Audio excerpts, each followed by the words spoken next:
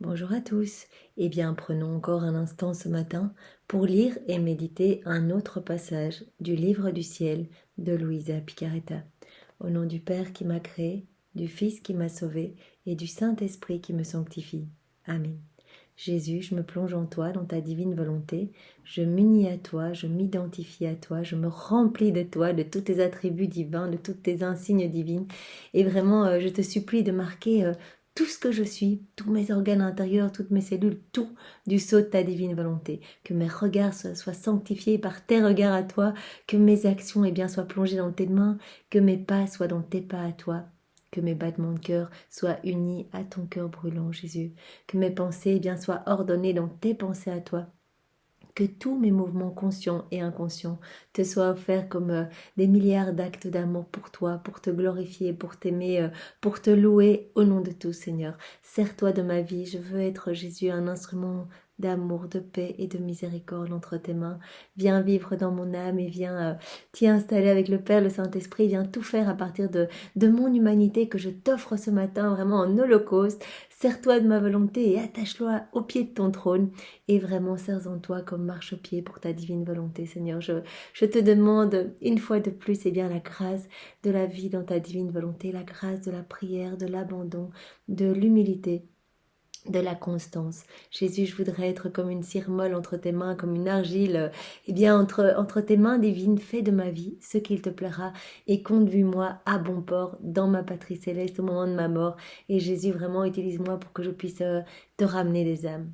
Merci Seigneur, et viens maintenant méditer à travers mon cœur, à travers mon intelligence. Viens toi-même t'emparer de ma bouche et parler à travers mes paroles, Jésus, et dispose mon âme pour que chacun des mots de ce passage que tu vas nous donner et ces mots que tu as bénis, puissent porter du fruit pour ta gloire. Jésus, que ces passages jour après jour, nous rapprochent de toi et nous fassent t'aimer davantage, chaque jour plus, Jésus, que notre amour grandisse pour toi et que vraiment nous n'envisagions plus une heure sans toi, Jésus. Vraiment, deviens notre pilier, notre tout et retire de notre âme tout ce qui n'est pas de toi, tout ce qui enténèbre notre cœur, tout ce qui obstrue notre amour. Viens vraiment aimer à travers nous, Jésus, et fais dégouliner ta compassion, ton amour, ta charité, tout ce que tu es à travers notre humanité pour que vraiment notre vie puisse toucher d'autres âmes et que nous puissions te les ramener comme un trophée de ton propre amour, Jésus. Merci mon Jésus, et viens maintenant parler à travers ma bouche. Envoie-moi ton Esprit Saint pour que je reste toujours dans ta vérité.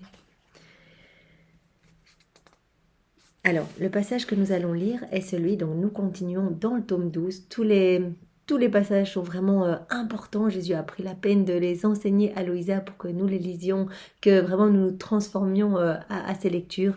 Alors vraiment, avançons. Donc celui du 30 décembre 1917. C'est Louisa qui parle. J'étais dans mon état habituel et mon toujours aimable Jésus se montra très triste, très affligé, se plaignant de ceux qui lui volent l'affection des créatures en prenant sa place dans les âmes. Donc Jésus se montre à Louisa très triste, très affecté, en lui disant voilà, je souffre quand des âmes perdent d'autres âmes. En fait, au lieu de les amener à moi, ces âmes ramènent toutes les autres créatures à elles-mêmes en fait. Elles prennent ma place, elles deviennent comme d'autres petits dieux sur la terre. Je lui dis, mon amour ce vice est-il si laid au point de tant t'en affliger? Il me répondit, ma fille, cela est plus laid, est plus que laid, c'est terrible. C'est le renversement de l'ordre prévu par le Créateur. Nous avions été créés pour aimer, pour que nos yeux ne soient tournés que vers le ciel, nos mains ne soient tournées que pour louer, que pour adorer, que pour bénir, nos pas que pour aller chercher des âmes à ramener à la Trinité, vraiment pour marcher vers notre sanctification, marcher vers notre salut, nos battements de cœur que pour être unis aux battements de cœur divins. Et voilà, et Jésus s'afflige de voir que les hommes n'en ont rien à faire, lui tourne le dos, le chasse des écoles, des églises, des tribunaux, etc. Et finalement se font l'un l'autre petits dieux, petits dieux réciproques. Et vraiment Jésus est complètement chassé et personne ne veut de lui. Il ne peut pas donner son amour, ça le brûle et il en est terriblement triste. Et il dit que vraiment c'est un renversement complet de l'ordre prévu par le Créateur. La créature se place au-dessus du Créateur. Cela équivaut à dire « Je suis aussi bon que Dieu ». Que dirais-tu de quelqu'un qui volerait 1 million de dollars à un autre en le plongeant dans la pauvreté et le malheur? Donc Jésus prend l'exemple, et bien qu'est-ce que tu dirais si voilà, quelqu'un volait 1 million à quelqu'un d'autre et du coup la personne qui s'est fait voler devient super pauvre et dans la misère. Je lui répondis, eh bien il devrait remettre l'argent volé ou être condamné. Jésus reprit, cependant, quand on me vole l'affection des créatures, c'est plus que de me voler des millions. L'argent, c'est matériel et bas, alors que l'affection des créatures est spirituelle et grande. Donc pour Jésus, eh bien, l'affection d'une créature vaut plus que des millions et des millions et des millions de dollars. Il est vraiment très attaché à chacun de nous et quand on lui donne un petit peu d'amour, eh bien, ça réjouit son cœur. Il peut vraiment être dans ce flux et reflux d'amour. Et il dit, eh bien, quand les créatures se tournent vers d'autres hommes, se font d'autres dieux, ici-bas sur la terre, eh bien toute cette affection ne m'est pas donnée et j'en souffre. Et cette affection vaut tellement pour moi que ça afflige terriblement mon cœur. Parce que en fait, les affections des créatures, c'est tellement grand pour moi, c'est spirituel. L'argent peut être restitué, mais l'affection des créatures ne le peut jamais. Donc si ça n'est pas donné durant notre vie, eh bien Jésus souffre ce manquement et ça ne peut pas être récupéré. C'est un vol irrémédiable. Même si le feu du purgatoire purifie ce vol, il ne pourra jamais remplir le vide d'une seule affection qui m'a été volée. Ça nous montre déjà le prix que nous avons aux yeux de Jésus. En fait, il nous aime tellement que tous ces moments que nous ne passons pas pour lui, eh bien, il les souffre véritablement et il dit, eh bien, tous ces moments sont perdus. C'est vraiment des moments qui ne pourront pas m'être rendus. Et même si d'autres personnes, vont attirer l'attention de plusieurs âmes en disant venez, on va pas prier, venez, on va se plonger dans les choses du monde, on va aller faire des choses plus amusantes, etc. Eh bien, même si ce péché-là de détourner l'attention de Dieu, eh bien, peut être expié au purgatoire, il dit que voilà, il ne pourra jamais remplir le vide d'une seule affection qui m'a été volée. Donc, tout ce vide que Jésus ressent, eh bien, c'est vraiment un vide qui ne pourra pas être comblé. Cela n'est aucunement pris en considération. Au contraire, il y a des gens qui vendent leur affection. Ils sont contents de trouver quelqu'un pour l'acheter. Ils me volent sans aucun scrupule. Ils ont des scrupules s'ils volent à une autre personne, mais me voler moi-même ne leur cause aucun scrupule. Donc Jésus vraiment utilise le terme fort d'un vol. Vraiment, il dit que cette affection lui revient, qu'au moment du sortir des mains du Créateur, l'homme devait vraiment aimer et devait donner toute son attention et toute son affection à la Trinité Sainte. Et donc quand l'homme se concentre sur autre chose sans penser à Jésus, il se sent comme volé.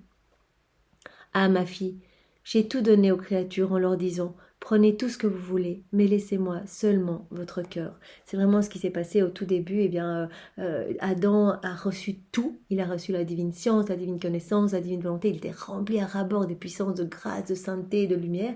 Il a vraiment reçu par grâce ce que la Trinité est par nature. Donc il était vraiment rempli à ras-bord de la divinité. Et il devait juste remercier, garder son regard sur le ciel, être tout le temps en mouvement pour glorifier la Trinité, etc. On sait qu'il a quitté cet état, qu'il a quitté la divine volonté pour faire sa volonté propre. Et alors à ce moment-là, tous les maux, les vices, les guerres, les famines, etc., tout cela a découlé de l'abandon de Dieu. Il a préféré faire sa volonté propre. Alors que Jésus, dès le départ, donnait tout, que la Trinité a tout donné, mais il attendait une chose, qu'en échange, on donne notre cœur, qu'on soit vraiment dans ce flux et reflux d'amour. Non seulement les créatures me refusent leur cœur, mais elles me volent l'affection des autres. De plus, cela ne vient pas seulement des personnes séculières, mais aussi d'âmes pieuses, d'âmes consacrées.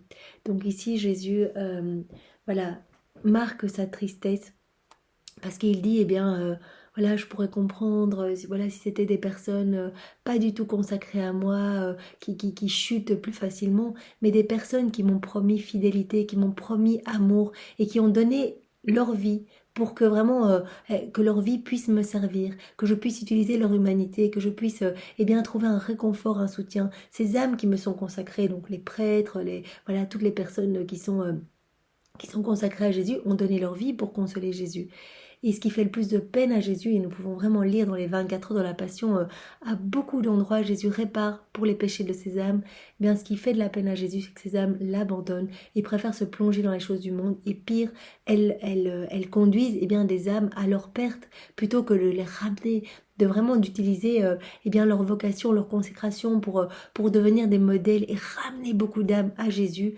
Eh bien, elles se perdent dans les choses du monde et elles perdent avec elles beaucoup d'âmes en essayant en fait d'être aimées eux-mêmes, leur image, leur valeur. Alors, bien sûr, voilà, je reprends les paroles de Jésus. Moi, je n'ai aucun jugement. Il y a énormément de magnifiques personnes consacrées. Je dis simplement qu'il y en a certaines eh bien, qui doivent probablement blesser le cœur de Jésus parce qu'elles ne remplissent pas eh bien, la mission pour laquelle elles ont été appelées en fait. Quel mal on me fait par une certaine direction spirituelle à l'eau de rose, par certaines condescendances, par tant de sentimentalité, par l'usage de séduction. Il y a des personnes eh bien, qui usent de leur pouvoir voilà, pour perdre d'autres âmes. Parce qu'il y a des âmes qui sont perdues et qui viennent se placer, demander des conseils. Et parfois, eh bien, les conseils ne sont pas bien avisés et sont éclairés uniquement par l'amour-propre et par une volonté purement humaine. Alors que vraiment ces âmes consacrées doivent vraiment se mettre dans la lumière de Dieu et que leurs paroles soient vraiment les paroles même de Dieu, que la lumière de Dieu puisse jaillir à partir de leur humanité, ce qui n'est parfois pas le cas. Au lieu de faire le bien aux âmes, on les plonge dans un labyrinthe. Quand je suis contraint d'entrer sous la forme sacramentelle dans ces cœurs complaisants, eh bien voilà, quand Jésus est contraint de rentrer dans l'hostie au moment de la consécration, et que ce sont des messes parfois mal célébrées par des célébrants qui n'ont peut-être plus la foi en la présence de Jésus dans l'hostie, qui le font vraiment par souci peut-être de se faire bien voir, de mondanité ou d'obligation. Eh bien Jésus est triste et il dit voilà, j'aimerais fuir, voyant que leur affection n'est pas pour moi, qu'ils ont probablement trouvé leur affection dans les choses du monde et dans les plaisirs grossiers du monde. Que leur cœur n'est pas mien. En fait, Jésus nous appelle juste à donner notre cœur. Vraiment, pour lui, nos péchés ne sont pas grand-chose. Ce sont des petits grains noirs qu'il vient plonger dans l'océan de sa miséricorde. Mais vraiment, il nous demande notre cœur et notre bonne volonté, notre intention, en fait, de l'aimer. Même si nous chutons, nos chutes, c'est pas grave pour Jésus. Mais c'est vraiment, eh bien, constamment revenir et dire pardon, Jésus. Ok, là, j'ai péché, je m'en remets un compte, je t'ai fait du mal. Pardon et merci pour ta miséricorde.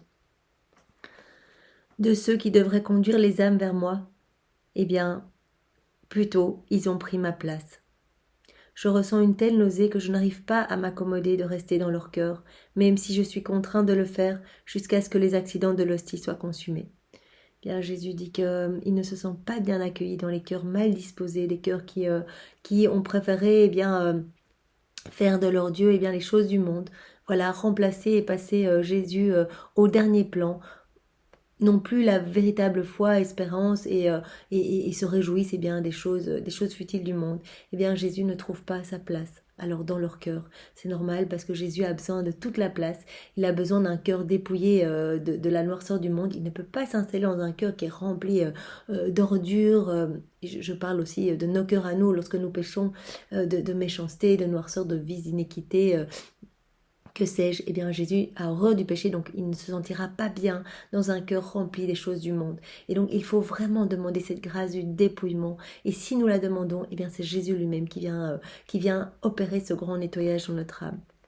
Nous voulons quand même que Jésus soit bien dans notre cœur et qu'il reste. En fait, sinon, eh bien, il vient et quand les accidents de l'hostie sont consumés, eh bien, il sort. Il n'est pas bien dans notre cœur. Il écoute parfois des prières mal faites et puis il sort. Si en fait, eh bien, on ne pense pas vraiment à lui, que toutes nos pensées sont vers des choses futiles d'ici-bas. Eh bien alors, eh bien voilà, il est contraint dans la souffrance et dans la tristesse à être comme si nous le mettions dehors, parce qu'il ne peut pas rester au milieu de toute cette noirceur. Donc vraiment, demandons cette grâce que nous puissions, eh bien, lui laisser toute la place. Vraiment, Jésus, opère dans notre cœur. Nous ne voulons que toi. Retire toutes ces méchantes choses et donne-nous la grâce, eh bien, si nous chutons, de tout de suite te demander pardon et que directement, eh bien, cette zone d'ombre puisse être de nouveau lumière dans notre cœur pour que tu puisses t'y sentir bien et que tu puisses vraiment t'établir définitivement, que ce ne soit pas juste un instant dans notre cœur et puis tu sors parce que tu ne t'y sens pas bien, mais que tu t'y sentes vraiment comme dans un refuge, que notre âme soit pour toi un tabernacle d'amour, de consolation, un repos, un endroit où tu vas pouvoir vraiment te sentir consolé au nom de tous et aimé au nom de tous. Quel massacre d'âme, ce sont les vraies blessures de mon Église. C'est pourquoi il y a tant de mes ministres retranchés de l'Église. Malgré toutes les prières qu'ils me font, je ne les écoute pas.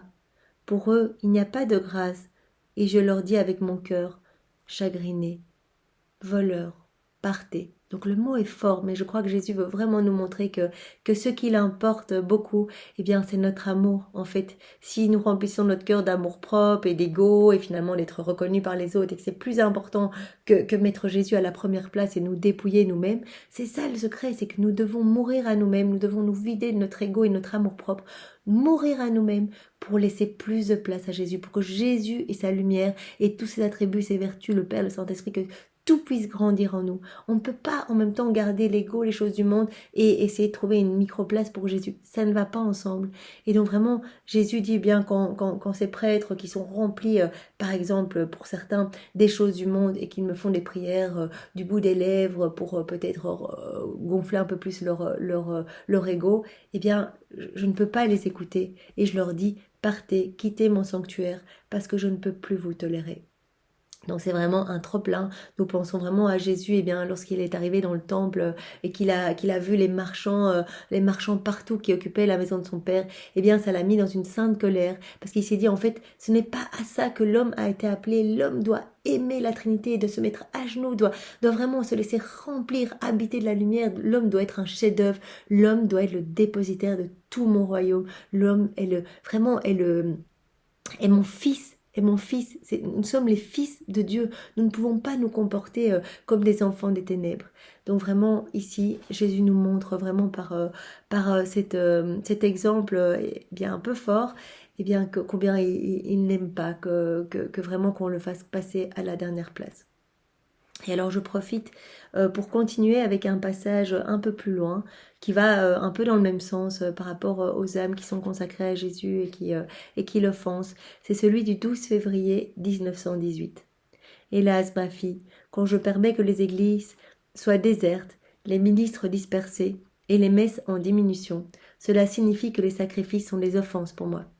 Donc le Seigneur permet bien, que les églises soient désertes parce que les sacrifices offerts lors des messes avec des personnes mal disposées qui sont remplies des choses du monde et qui viennent voilà juste pour un côté un peu social, mondain, des prêtres qui parfois l'offensent et recommettent, comme Jésus dit, eh bien, un déicide, un véritable déicide au moment de la consécration de l'hostie, eh bien, tout cela offense le Seigneur. Et donc, le Seigneur permet parfois que les ministres soient dispersés et que les messes soient en diminution. Donc, cela signifie pour lui que les sacrifices sont des offenses, les prières des insultes, les adorations des irrévérences, les confessions des passe-temps sans fruit. Parce que évidemment quand on va se confesser mais qu'on n'a absolument aucun repentir et que finalement on y va juste pour dire voilà ça c'est fait, je me suis confessé, je vais pouvoir recommencer à faire des péchés, c'est bon j'irai me confesser la semaine prochaine, et qu'on vit finalement dans les ténèbres, pas du tout en accord et pas du tout lié à la divine volonté de Jésus, eh bien il voit cela vraiment comme des passe-temps, en fait, des personnes qui viendraient juste, mais ça ne peut pas produire du fruit, même si Jésus est miséricorde infinie, il sonde notre âme, il voit vraiment notre intention véritable. Ne trouvant plus ma gloire, mais plutôt des offenses en retour des bénédictions que je donne, j'arrête ces dernières. Donc vraiment, les messes, les célébrations sont de telles grâces, de tels miracles, un lieu où on reçoit mais des torrents et des torrents de grâce et de cadeaux. Eh bien, Jésus, à un moment, est tellement offensé qu'il permet bien que ces messes soient en diminution, parce qu'il dit, en fait, finalement, il y a plus d'offenses que de consolation pour mon cœur. Et donc, voilà. Alors, eh bien, gardons ces paroles dans nos cœurs, les paroles de Jésus, qui sont, c'est vrai, un peu, voilà, il nous donne les choses de manière très claire. Il nous montre son cœur outragé. Toutes ces fois où nous allons à la messe, eh bien, essayons vraiment de disposer notre cœur, essayons d'arriver à l'heure. C'est vrai que moi, j'avais lu dans les révélations privées données à Catalina Rivas, qui est une jeune femme qui a pu voir tout ce qui se passait pendant la messe. C'est absolument extraordinaire. Je vous conseille de vraiment de lire cette révélation. Eh bien, la Vierge Marie a dit à Catalina, eh bien, ça nous offense quand les âmes arrivent en retard à la messe, parce qu'elles sont encore gorgées des choses du monde, et donc leur cœur n'est pas dépouillé. On a vraiment besoin d'arriver un peu avant, d'être déjà eh bien, en communion complète, dans ce lieu saint rempli de la divinité, et de pouvoir vraiment demander pardon de tout notre cœur pour préparer notre cœur pour ce magnifique moment en fait où tous les anges, toute la cour céleste, les saints, Marie, eh bien, tout le ciel sera là en fait. C'est incroyable parce que Marie le dit elle-même, les gens courent dans les pèlerinages à droite à gauche pour passer un petit peu de temps où j'ai pu apparaître, mais ils ne se rendent pas compte que durant une messe, je suis là pendant toute la messe. Donc s'il y a une messe pendant 1 heure, Marie est là pendant 1 heure tous les jours. Et s'il y a plusieurs messes, c'est plusieurs fois par jour. Donc vraiment, la messe, c'est magnifique. C'est magnifique ce qui se passe. Jésus vient vraiment lui-même. Donc vraiment, il y a à nouveau... Il y a à nouveau le sacrifice de son sang qui coule de la croix dans le calice. Et nous sommes lavés dans le sang de Jésus. Donc vraiment, allons-y avec amour et un profond respect. Et que l'Eucharistie de Jésus puisse être le remède et la consolation à tous nos maux. Nous pouvons vraiment demander la grâce. Seigneur, donne-nous cette grâce de pouvoir eh bien, organiser notre emploi du temps pour pouvoir aller tous les jours eh bien, te visiter dans l'hostie, de pouvoir tous les jours eh bien, te recevoir dans notre cœur et vraiment que tu puisses nous renforcer, que tu puisses eh bien, brûler nos faiblesses, nos péchés, que tu puisses vraiment faire de nos vies des torches d'amour, vraiment de ton amour pour éclairer les personnes autour de nous. Mais donne-nous la grâce, s'il te plaît, de pouvoir te recevoir chaque jour vraiment et de pouvoir aller tous les jours avec respect et amour à la messe et vraiment de pouvoir eh bien, t'adorer dans le Saint-Sacrement. Vraiment, allons l'adorer. Allons l'adorer, il est là, il nous attend et il est très souvent seul, il est très souvent seul avec voilà, personne qui vient lui dire bonjour, personne qui lui donne sa journée, personne qui l'invite dans sa famille. Et donc vraiment Jésus est un mendiant d'amour, il brûle pour chacun de nous et tout ce qu'il veut c'est nous donner, nous donner, nous donner. C'est vraiment dans ses attributs divins, il a besoin de donner son amour. Il a besoin de nous remplir et vraiment de nous regorger de ses fruits, de ses grâces, de tout ce qu'il est lui. Alors laissons-nous guider et vraiment demandons juste cette grâce de pouvoir mieux nous laisser guider, de pouvoir nous abandonner entre ses mains et il va se charger de tout. Il va nous prendre par la main. Vous allez voir que votre emploi du temps va s'organiser. Renseignez-vous autour de vous. Est-ce qu'il y a peut-être une messe le matin avant votre travail? Et ce serait vraiment magnifique parce que à ce moment-là, vous allez vous remplir de Jésus pour la journée, vous allez lui donner votre journée. Et vraiment, ou alors après la journée, eh bien, trouvez un moment pour Jésus. Même si tout au long de la journée, je vous invite vraiment à l'appeler dans vos actions, et ça c'est vraiment incroyable, alors parce que nos actions alors deviennent divines et éternelles, mais trouvez un moment, vraiment pour lui montrer votre amour, un moment tous les jours pour aller à une messe, écouter sa parole dans le texte du jour et vous laisser vraiment transformer. Vous laisser transformer, mais il faut faire un pas dans sa direction. Et je vous invite eh bien, à aller vous confesser 1 fois par semaine ou plus, je sais pas, je lisais hier dans les écrits, les révélations à Gemma Galgani, eh bien qu'elle allait se confesser 3 fois par semaine. Moi, je pensais voilà, que c'était peut-être un peu trop et que voilà, mais si on y va vraiment avec le cœur, eh bien en fait notre conscience va s'aiguiser en fait. On va tout de suite voir ce qui déplaît au Seigneur et on va commencer à avoir horreur du péché. Parce qu'on ne voudra plus l'offenser à force de confesser les mêmes péchés, eh bien on va être plus attentif, plus vigilant pour ne plus retomber dans les mêmes obstacles. Parce que les démons, ils nous connaissent, ils sont là et ils attendent la moindre faiblesse au moment où on se décroche de Jésus, où nos yeux eh bien, sont plongés un peu dans les futilités du monde. Et là, ils attaquent.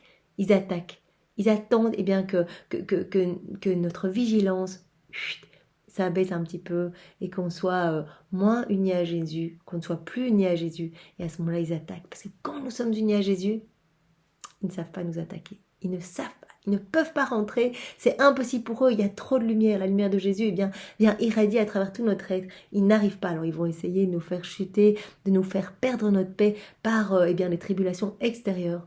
Mais en Dieu, il y a cette paix constante et inébranlable. On est avec Jésus, rien ne peut nous arriver. Si nous sommes avec Jésus, qui sera contre nous? Si on a Jésus, on a tout. J'aime bien cette phrase.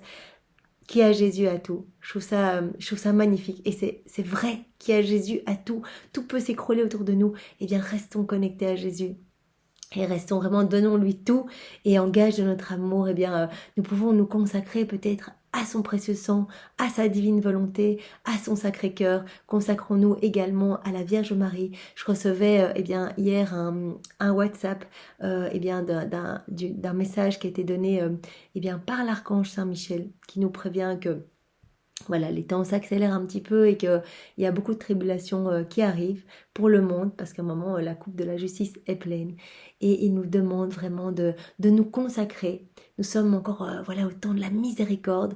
Ne perdons pas notre temps. Nous n'avons que cette vie pour aimer et pour montrer notre foi et notre amour pour la Trinité Sainte, pour notre Maman du Ciel.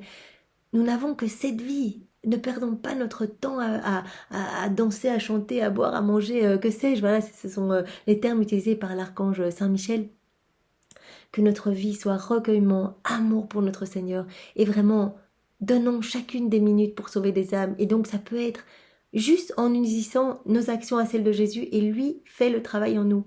On n'a pas à réfléchir, qu'est-ce que je vais faire, comment on peut faire pour plus plaire au Seigneur. Juste donnons notre volonté. Il s'occupera du reste, c'est très facile. Jésus, je veux m'unir à toi dans toutes mes actions. Voilà, dès que j'y pense, Jésus, viens faire ça en moi. Je t'invite, viens le faire en moi. Je sais que toi, tu vas faire des merveilles à travers cette action.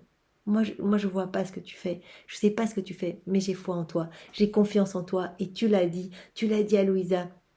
Ces paroles me brûlent le cœur. Je sais qu'elles sont vraies. Je sais qu'elles viennent de toi. J'ai confiance en toi. Alors je veux unir ma vie à la tienne et je veux te servir pour vraiment que voilà, au moment de la mort de toutes les âmes, aucune ne se perde. Ça doit être notre but de vie, que plus aucune âme ne se perde. Donnons chacun de nos souffles, chacun de nos clignements d'yeux, chacun de nos battements de cœur, chacun de nos mouvements, chacun de nos pas. Donnons tout, parce que chaque chose offerte au Seigneur en union avec les actions même de Jésus, avec sa divine volonté, avec tout ce qu'est Jésus, va sauver des âmes, des milliers d'âmes. Et chaque méditation des 24 heures de la Passion, je vous invite une fois de plus vraiment à découvrir, c'est juste exceptionnel. Chaque méditation, Jésus dit qu'il sauve une âme par mot, si on est uni à lui. C'est lui qui fait le travail, une âme par mot.